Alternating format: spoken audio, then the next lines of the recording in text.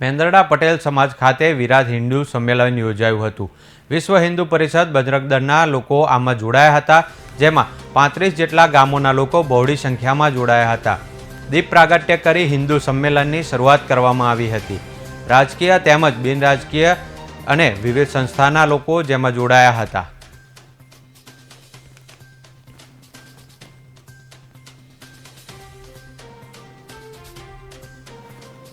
आज मेदरडा में विश्व हिंदू परिषद के 6ठी पूर्ति समारोह निमित्त हिंदू सम्मेलन पूर्ण होने जा रहा है। ऐसा सम्मेलन देश भर में 12,000 से ज़्यादा पूर्ण होने जा रहे हैं।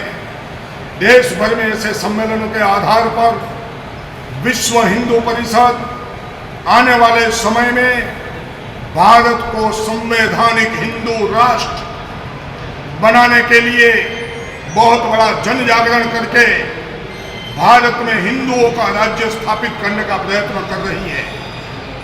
यह देश हिंदुओं का है।